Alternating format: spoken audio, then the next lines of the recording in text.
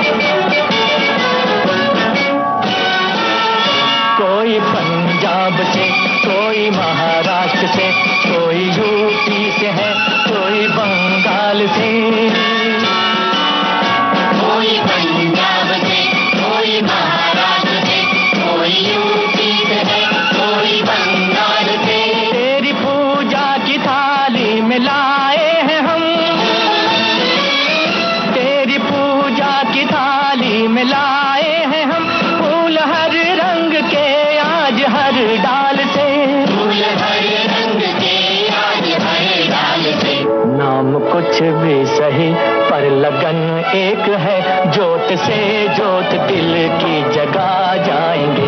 ऐ वतन हमको तेरी कसम, तेरी राहों में जहाँ तक लुटा जाएंगे। ऐ वतन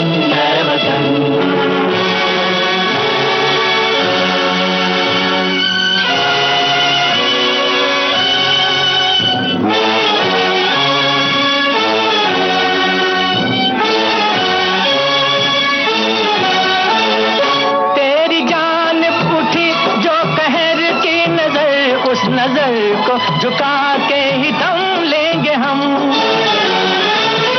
तेरी जान उठी जो कहर की नजर, उस नजर को झुका के ही दम लेंगे हम। तेरी धरती पे है जो कदम गैर का, उस कदम का निशान तक मिटा देंगे हम। उस कदम का निशान तक मिटा देंगे हम। जो भी दीवार आएगी अब सामने, ठोकरों से उसे हम गिरा जाएंगे। ऐ वतन हमको तेरी कसम, तेरी राहों में जहाँ तक लुटा जाएंगे। ऐ वतन हम सुन रहे थे गीत शहीद फिल्म का, जिसे गाया मोहम्मद रफी ने। प्रेम धवन ने इसे लिखा और प्रेम धवन ने ही इसे संगीतबद्ध किया। अपनी माँ को एक संदेश भेजने के बाद सुनवाती हूँ दूसरा संदेश। नमस्कार, मैं गीतकार समीर अंजान बोल रहा हूँ। हाल के दिनों में ऑपरेशन सिंदूर में भारत की तीनों सेनाओं, थल सेना, वायु सेना और नौसेना ने असाधारण पराक्रम का प्रदर्शन किया है। पहलगांव में निहत्थे नागरिकों पर हुए कायराना हमले का यह सशक्त जवाब था। आइए ऑपरेशन सिंदूर की सफलता पर भारतीय सशक्त बलों को बधाई दें, उनके शौर्य, निष्ठा और समर्पण को सलाम करें और ईश्वर से प्रार्थना करें कि उनके जीवन में हमेशा खुशियां रहें, उनके जीवन में कभी भी किसी तरह की कोई तकलीफ नहीं हो। नमस्कार, जय हिंद, जय भारत। इस संदेश के बाद अब मैं आपसे बात करना चाहती हूँ। बात ऐसी है कि बहुत सारे लाल लाल डब्बे हमारे गली मोहल्लों में, नुक्कड़ों में लगे रहते हैं और साथ ही कई सारे डाकघर बनाए गए हैं। ऐसा कहा जाता है कि भारत पूरी दुनिया के सबसे ज्यादा डाकघरों वाला देश है और यहाँ तक कि हमारे यहाँ तो तैरने वाला डाकघर भी है। और जब इतनी सारी सुविधाएं हैं तो हम अपनों से मरहूम कैसे, दूर कैसे रह सकते हैं? उन तक भेजना तो पड़ेगा ही ना संदेश। तो ये संदेश इस बात का संदेश है कि हमें अपनों तक संदेश भेजना है, लिखना है और लिखकर अपने दिल की बात को कह देना है। हाँ, डिजिटल दुनिया है, एक छोटे से बटन को दबाने पर हम एक दूसरे को चेहरे को देख सकते हैं, लेकिन जो शब्द, जो भाव हम चिट्ठियों में पढ़ पाते हैं, क्या वो भाव शब्दों में कह सकते हैं? विचार कीजिएगा और सुनिएगा अगला गीत, जो कि है सरस्वती चंद्र फिल्म से। बहुत प्यारा सा गीत है, आप सब समझते हैं, इस गीत को समझ चुके हैं। गोवर्धन माधवराव त्रिपाठी के गुजराती उपन्यास पर आधारित 19वीं सदी सामंती परिवेश के बीच अवस्थित इस प्रेम कहानी में खतों की महत्वपूर्ण भूमिका थी और निर्देशक गोविंद सरैया चाहते थे कि परिवेश को देखते हुए उसके जो गीत है, उनके जो गीत लिखे जाए वो मेलोडी प्रधान हो। और इंदिवर ने गीत लिखे, कल्याण जी आनंद जी ने पहाड़ी और मिश्र समाज के बड़े कोमल सुर लगाए और इस फिल्म के लिए कल्याण जी आनंद जी को सर्वश्रेष्ठ संगीतकार का राष्ट्रीय पुरस्कार भी मिला। जी, राष्ट्रीय पुरस्कार तो मिला। और ये जो संदेश मैंने आपके सामने पढ़ा, ये मेरे कई सारे श्रोताओं ने बहुत प्रेम से लिखकर भेजा है और उसी में से सभी को मिलाकर एक संदेश आप तक पहुंचाया है। तो अब प्रश्न ये है कि जो कल्याण जी आनंद जी को सर्वश्रेष्ठ संगीतकार का राष्ट्रीय पुरस्कार मिला था, वह किस सन में मिला था? बताइएगा जरूर, मैं इंतजार करूंगी।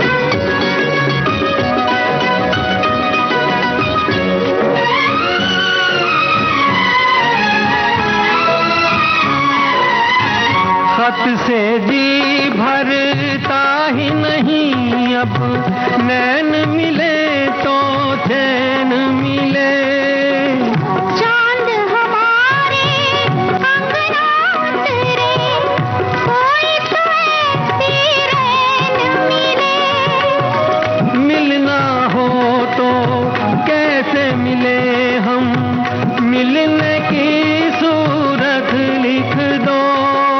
नैन बिछाए बैठे हैं हम, कब आओगे खत लिख दो।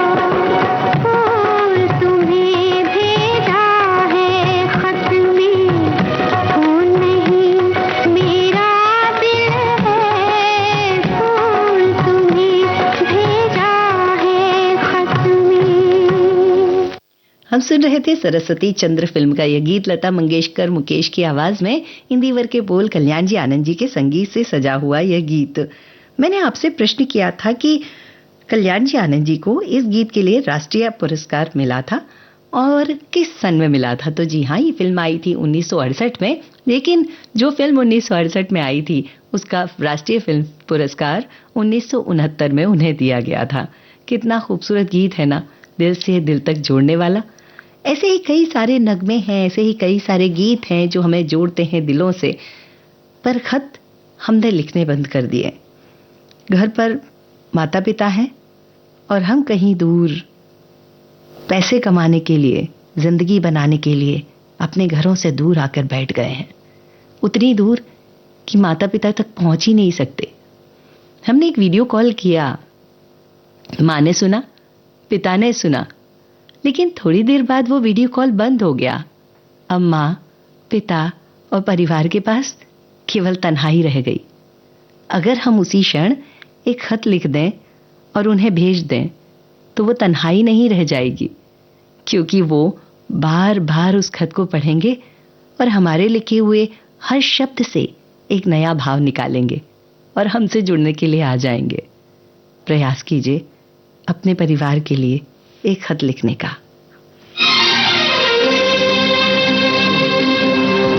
लिखे जो खत तुझे वो तेरी याद में हजारों रंग के नजारे बन गए। लिखे जो खत तुझे वो तेरी याद में हजारों रंग के नजारे बन गए। सवेरा जब हुआ तो फूल बन गए, जो रात आई तो सितारे बन गए। लिखे जो खत तुझे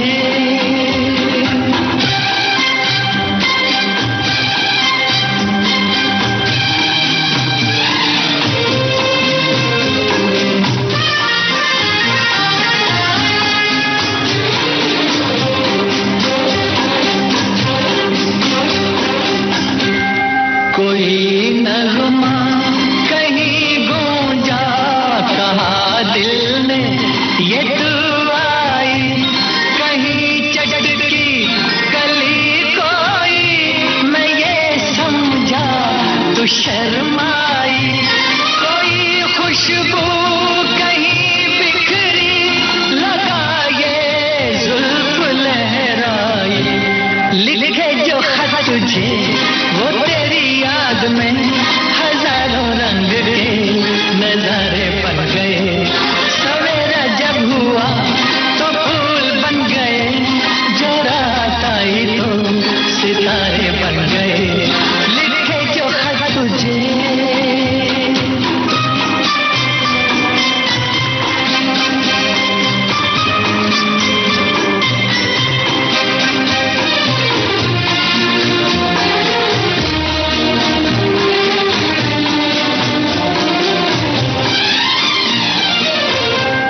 फिजा रंगी अदा रंगी, ये इठलाना ये शर्माना, ये अंगड़ाई ये तन्हाई, ये तरसा कर चले जाना। बना देगा नहीं किसको जवां जादू ये दीवाना। लिखे जो खत तुझे वो तेरी याद में हजारों रंग के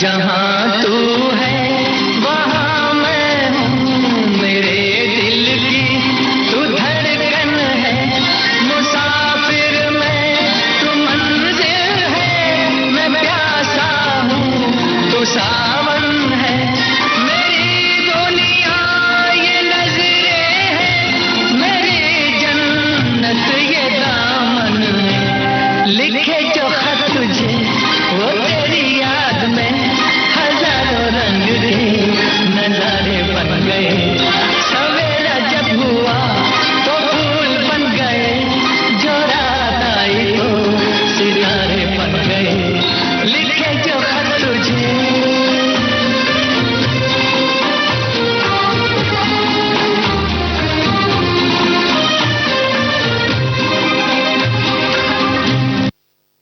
हम सुन रहे थे ये प्यारा सा नगमा कन्यादान फिल्म से मोहम्मद रफ़ी की आवाज़ में गोपाल दास नीरज के बोल, शंकर जी किशन के संगीत से सजा हुआ। हम बात कर रहे थे खतों की और हमारे श्रोताओं ने बहुत अच्छे संदेश यहाँ पर भेजे हैं। किसी ने बहुत अच्छी बात लिखी है कि घर के एक लोहे की तार में चिट्ठियों को टांग दिया जाता था ताकि फुर्सत में जवाब भेजते समय उन्हें ढूंढने में कोई दिक्कत ना हो। चिट्ठी पत्री लिखने की आदत से लिखाई भी सुरेख रहती थी और विचार शक्ति भी तेज होती थी। अब तो लिखाई भी खराब हो गई है और नए नए शब्दों से परिचय भी छूट गया है। बिल्कुल सही बात कह रहे हैं आप कि हम जब लिखते थे तो हम खोजा करते थे कि सामने वाले ने जो लिखा है उसका उत्तर और सुंदर सलोने तरीके से उन तक पहुंचाया जाए। ऐसे ही एक और संदेश हमारे बीच में बहुत प्यारा संदेश आया है कि अभी वो जो हमारे श्रोता हैं वो अपनी किसी छोटी सी प्यारी सी नन्ही सी परी से के साथ में समय व्यतीत कर पा रहे हैं, इसलिए वो हमें संदेश नहीं भेज रही हैं। उनका संदेश बहुत अच्छा है कि वो अपनी उस परी को फोन से थोड़ा सा दूर रखना चाहती हैं। एक सलाह देना चाहती हूँ, क्यों ना हम सब मिलकर ऐसा करें कि हमारे जो नेक्स्ट जनरेशन है, हमारे घर में जो छोटे बच्चे हैं, उनके लिए हम चिट्ठियाँ लिखकर छोड़ दें, उनके लिए अपने संदेशों को हम छोड़ दें, क्योंकि जो बात कह दी जाती है वो तो हवा में तरंगों के साथ कहीं चली जाती है, लेकिन लिखी हुई बात उनके साथ हमेशा रहेगी। प्रयास करते हैं हम कुछ ऐसा करें। हमारे एक और श्रोता ने बहुत अच्छी बात लिखी कि स्वस्ति श्री ऐसी उपमाएं सबसे पहले बापूजी लिखा करते थे और अंत में चरण स्पर्श। हम कई बार पूछा करते थे कि ऐसा क्यों करते हैं, कई बार माँ भी ऐसा लिखा करती थी और जब पूछा गया कि ऐसा क्यों लिखते हैं तो वह कहती थी कि शुभ स्वस्ति और श्री का नाम लेने से उनके उसके बाद हम उनका कुशलक्षेम पूछते हैं और बस यही भावनाएं चिट्ठियों में छुपी होती हैं। वैसे भी जब हम किसी के लिए शुभ स्वस्ति या श्री लिखते हैं तो हम उनकी मंगल कामनाएं पहले ही कर देते हैं और मंगल भावनाएं उन तक पहुंचा देते हैं। कितना सुंदर काल था और कितनी सुंदर बातें थी उन चिट्ठियों में। प्रयास करते हैं आज के दिन अपनों को एक एक चिट्ठी लिखने का और देखते हैं ये बहुत प्यारे से अभिनेता वुमन ईरानी जी अपने शब्दों के माध्यम से हमारे सैनिकों के लिए क्या पाती भेज रहे हैं। हाल के दिनों में ऑपरेशन सिंदूर में भारत की तीनों सेनाओं, थल सेना, वायुसेना और नौसेना ने असाधारण पराक्रम का प्रदर्शन किया है। पहलगाम में निहत्थे नागरिकों पर हुए हमले का यह करारा जवाब था। आइए ऑपरेशन सिंदूर की सफलता पर भारतीय सुरक्षा बलों को बधाई दें, उनके शौर्य, निष्ठा और समर्पण को सलाम करें। आपकी शुभकामना और बधाई आकाशवाणी के जरिए दूर दूर तक पहुंचेगी। वंदे मातरम। अच्छा, जब हम बात कर रहे हैं इसकी कि संदेश क्यों लिखना चाहिए, चिट्ठियां क्यों लिखनी चाहिए, पातियां क्यों लिखनी चाहिए, जरा विचार करिए। आज के जमाने में कई सारी बहनें ऐसी हैं जो रक्षाबंधन के पहले अपने भाई के लिए चिट्ठी लिखती हैं। चिट्ठी में ये लिखती हैं, भैया भाभी कुशलक्षेम, आपके लिए ये सुंदर सी राखी भेज रही हूं। अपनी भतीजी का नाम लिखती है और कहती है उनसे बंधवा लीजिएगा। ये प्रेम एक बहन का होता है। उस राखी के साथ छोटी सी हल्दी की पुड़िया, चावल की पुड़िया, सिंदूर की पुड़िया और ढेर सारा स्नेह जब भाई के हाथ लगता है तो बरबस ही भाई की आंखें छलक उठती हैं। और अगर यही चीज हम ऑनलाइन के जमाने में सीधे कहीं से ऑनलाइन खरीद कर राखी भेज देते हैं तो शायद ये प्यार नहीं पहुंचता, क्योंकि उस राखी को बहन ने छुआ ही नहीं। जब तक छुआ नहीं, कलाई पर बांधे कैसे?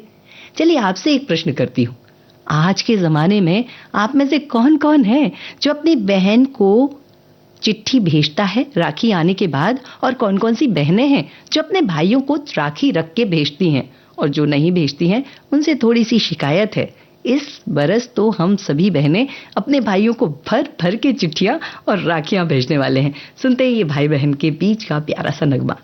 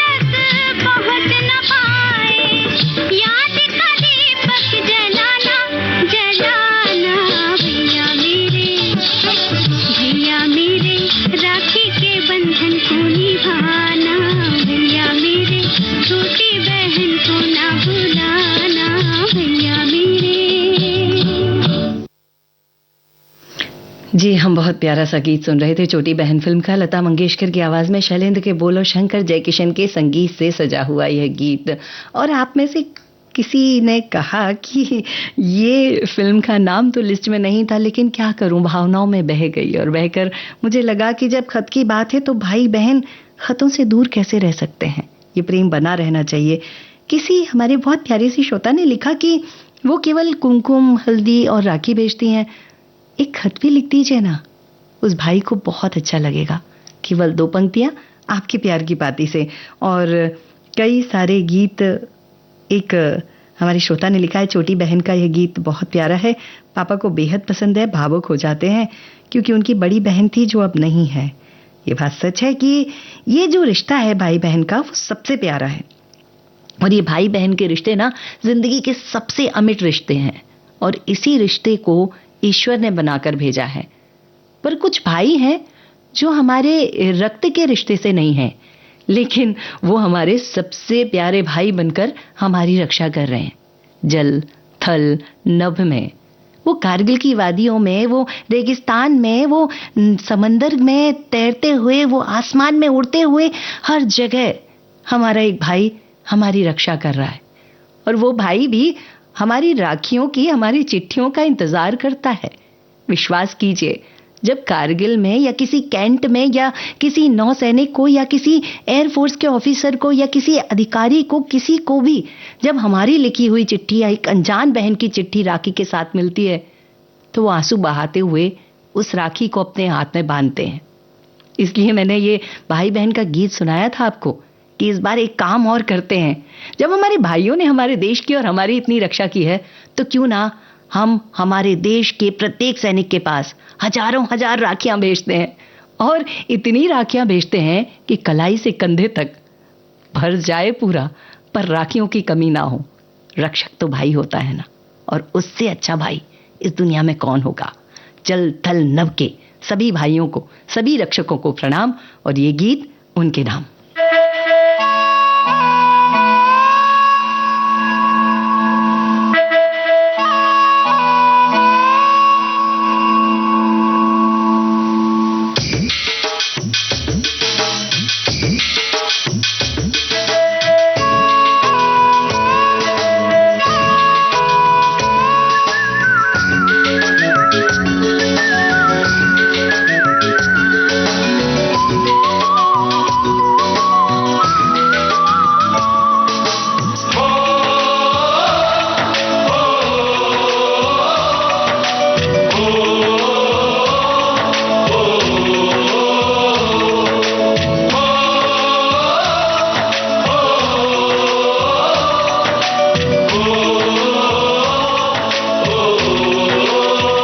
संदेशे आते हैं, हमें तड़पाते हैं, कुछ चिट्ठी आती है, पूछे जाती है कि घर कब आओगे, कि घर कब आओगे, लिखो कब आओगे, कि तुम बिन ये घर सूना सूना है। संदेशे आते हैं, हमें तड़पाते हैं, चिट्ठी आती है, वो पूछे जाती है कि घर कब आओगे, कि घर कब आओगे, लिखो कब आओगे, कि तुम बिन ये घर सूना सूना है।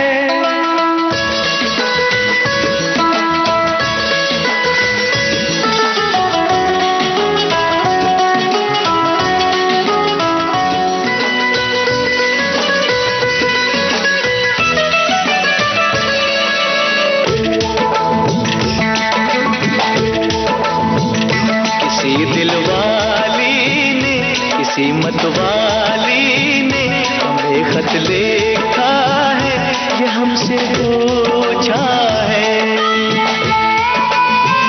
किसी की सांसों ने, किसी की धड़कन ने, किसी की चूड़ी ने, किसी के कंगन ने,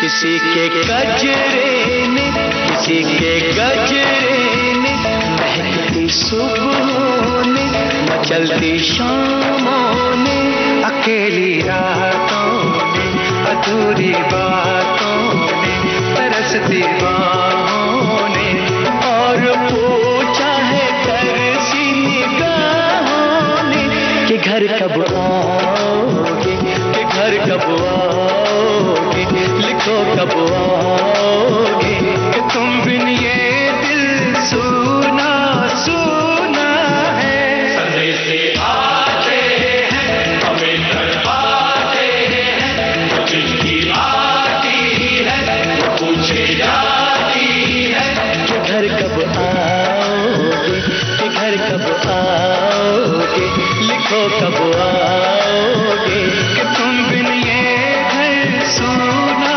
सूना है।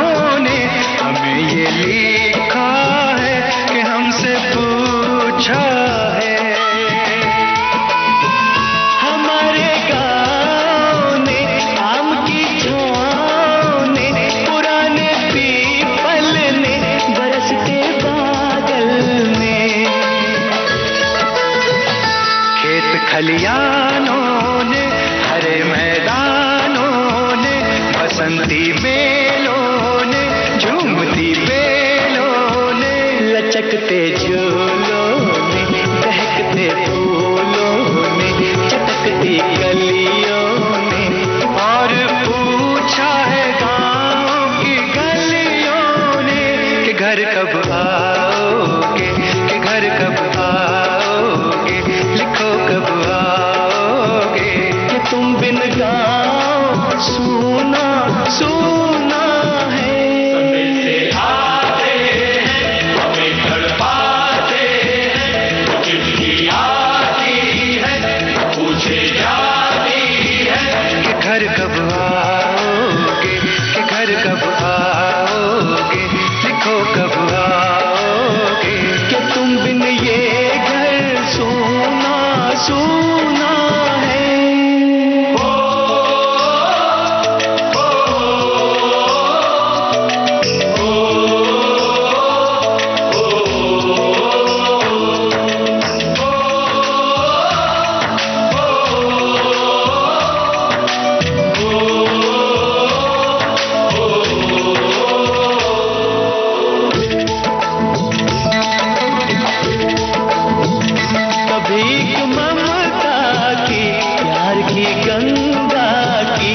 चिट्ठी आती है साथ बुलाती है, मेरे दिन बचपन के खेल वो आंगन के, वो साया आंचल का, वो टीका काजल का,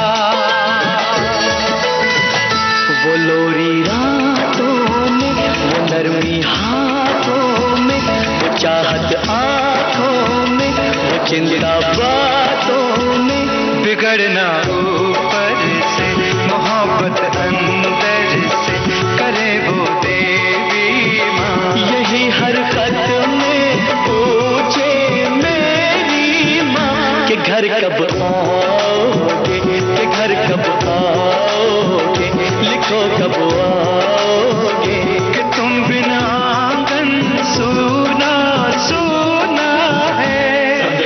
आते हैं हमें तड़पाते हैं, चिट्ठी आती है वो पूछे जाती है कि घर कब आओगे, कि घर कब आओगे, लिखो कब आओगे, कि तुम बिन ये घर सूना सूना है।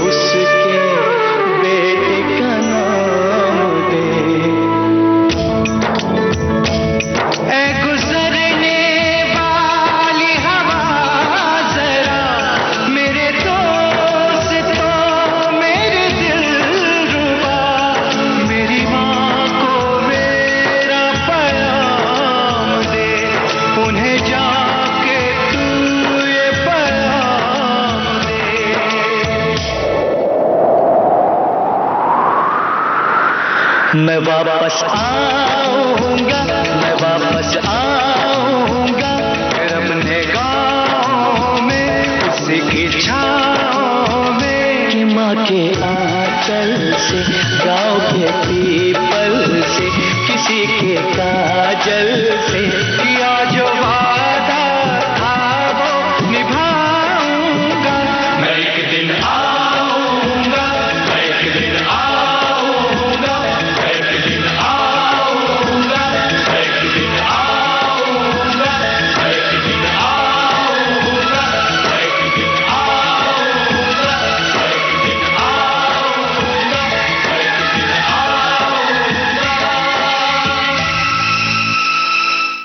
हम सुन रहे थे बॉर्डर फिल्म का यह गीत सोनू निगम, रूप कुमार राठौड़ की आवाज में, जावेद अख्तर के बोल और अनु मलिक के संगीत के साथ। हमारे जल थल नभ के सभी सैनिकों को मैं अपने पुण्य का एक हिस्सा देती हूँ ताकि वो मेरी माँ में, मेरी भारत माता की रक्षा में सर्वदा लगे रह सके और उनके जीवन की सुरक्षा हो सके। और मैं तो इस बार उन्हें चिट्ठी और राखियां जरूर भेजने वाली हूँ। आप में से कौन कौन भेजने वाला है ये बात मुझे संदेश के साथ आप जरूर बताइएगा। और सुनिए तब तक यह प्यारा सा संदेश। नमस्कार, मैं तिग्मांशु धूलिया एक छोटा सा संदेश लेके आया हूँ कि हाल ही के दिनों में भारतीय सशस्त्र बलों की तीनों शाखाओं, सेना, वायुसेना और नौसेना ने ऑपरेशन सिंदूर में असाधारण वीरता का प्रदर्शन किया है। ये पहलगांव में निहत्थे नागरिकों पर कायरतापूर्ण और अक्षम्य हमले के विरुद्ध एक शक्तिशाली प्रतिक्रिया थी। ऑपरेशन सिंदूर की सफलता पर भारतीय सशस्त्र बलों को मैं बधाई देता हूं और उनकी वीरता, समर्पण और प्रतिबद्धता को सलाम करता हूं। नमस्कार। ये खत वाली बात बड़ी सुंदर है और हम सभी खतों के साथ अपने जीवन के बहुत प्यारे दौर से निकल रहे हैं जब हम खत नहीं लिखते, 5 मिनट में नहीं, 5 सेकंड में, 5 मिली सेकंड में अपने संदेश को दूसरे तक बड़ी आसानी से भेज सकते हैं, क्योंकि हमारे हाथ में बड़ा प्यारा सा तंत्र है जिसे तकनीकी कहते हैं या टेक्नोलॉजी कहते हैं। उसी टेक्नोलॉजी के दौर से थोड़ा सा पीछे जाए तो हमारे एक श्रोता बहुत अच्छी बात लिखते हैं कि पहले कबूतरों के द्वारा संदेश भेजा जाता था। घोड़े पर बैठकर साथी जाते थे और संदेश देकर आते थे और इसके साथ ही सारे संदेश एक दूसरे तक पहुंच जाते थे। फिर दौर आया चिट्ठियों का, इतने बड़े बड़े डाकघर बनाए गए। वो क्या सही बात लिखी है कि एक लाल कपड़े पहने, काली टोपी पहने डाकघर का प्यारा सा हिस्सा खड़ा होता था हर नुक्कड़ पर और उसी काली टोपी वाले के साथ हम संदेश भेज दिया करते थे। और फिर धीरे धीरे हमने उस काली टोपी वाले का साथ छोड़ दिया। लेकिन थोड़ा सा अगर हम विचार करें तो आज भी जो डाकघर हैं, जो चिट्ठियां भेजने का तरीका है, वो सबसे उत्तम है, क्योंकि आपका संदेश दूसरे तक पहुंच जाता है। कई बार सरकारी कागजात भी जो हमें भेजने होते हैं वो हम रजिस्ट्री के माध्यम से या स्पीड पोस्ट के माध्यम से दूसरों तक आराम से पहुंचाते हैं। ये सबसे उत्तम तरीका होता है किसी तक अपनी किसी वस्तु को पहुंचाना। यहाँ तक कि तो हमारा कई सारा सामान होता है, कई बार प्यार से भरकर एक बुआ ने अपने बच्चे के लिए, भतीजे के लिए कुछ कपड़े खरीदे होते हैं, वो उन्हें उससे पहुंचा देती है। कई बार मामा अपना प्यार पहुंचा देता है। जब इतना प्यार यहाँ वहाँ कर रहे हैं तो इस प्यार के साथ एक छोटी सी पाती भी तो बनती है ना, एक चिट्ठी भी बनती है।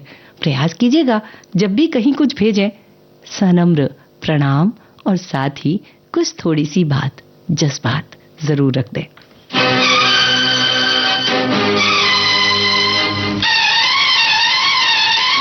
इस गीत के गीतकार कौन है बताइएगा।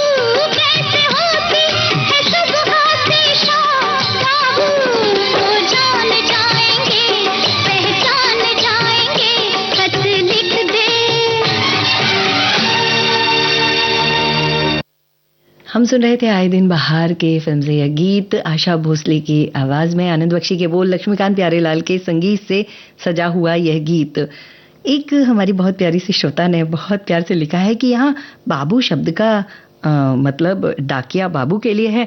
तो जी हाँ, पहले का ज़माना ऐसा था जब किसी से बहुत स्नेह से बात करनी होती थी तो उनसे बहुत प्यार से कहा जाता था, बाबू ये काम कर दीजिए, और वो कर देते थे। यहाँ डाकिया बाबू से कहा जा रहा है चिट्ठी लिख दीजिए, क्योंकि शायद हमारी जो अभिनेत्री हैं या जो हमारी प्रेमिका हैं वो खत लिख नहीं सकती, उन्हें लिखना नहीं आता, तो वो कुछ इनाम देकर उनसे उस खत को लिखवाने की बात कर रही हैं। हमारी एक बहुत प्यारी से श्रोता ने बहुत प्यारी सी पंक्तियां लिखी हैं कि चिट्ठी में दिल खोल कर लिखते थे हालात, चिट्ठी में दिल खोल कर लिखते थे हालात, मोबाइल के दौर में कहाँ रखें जज्बात, कभी कभी यह सोचकर लिख दो पत्र जनाब, खतों किताबत हो शुरू, शायद मिले जवाब। कितनी अच्छी बात आपने कही है कि सच में कभी कभी तो खत लिख देने चाहिए और कभी शायद कहीं से जवाब मिल जाए। और एक दौर तो ऐसा भी था जब लोग ऐसा भी करते थे कि मोहल्ले के एक प्यारे से बच्चे को पकड़कर उसे एक चॉकलेट पकड़ाते थे और कहते थे उस घरवाली उस दीदी को चिट्ठी देकर आओ, और ये पाती प्रेम की होती थी, है ना। बस यही पातियां, यही प्रेम तो आज भी बना हुआ है। और हमारे एक श्रोता बहुत अच्छा लिखते हैं कि बीत गए चिट्ठियों के लिखने के दिन, लेकिन उन दिनों की यादें आज भी जवां हैं। कितना अपनापन होता था। चिट्ठियां न सिर्फ भाषा अपितु व्याकरण की पकड़ को मजबूत करने के लिए भी बहुत बढ़िया जरिया थी।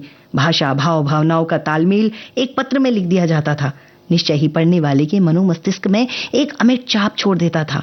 पाठक पत्र में लिखे भाव में कभी उत्साहित, कभी उत्सुक, कभी खुश, कभी दुखी, कभी क्रोधी, कभी शांत और कभी भाव विहल होकर रो भी पड़ता था। मैं तो आज भी पुराना समय और उस समय की निशानियों को दिल भर कर याद करती हूँ। सच में जो खत हम तक पहुंचे थे, वो खत भेजने वाले अगर आज नहीं है, पर वो खत हमें उनसे जोड़ देते हैं। तो ऐसा कुछ करते हैं, अपनी निशानियां खतों के माध्यम से अपनों तक छोड़ जाते हैं।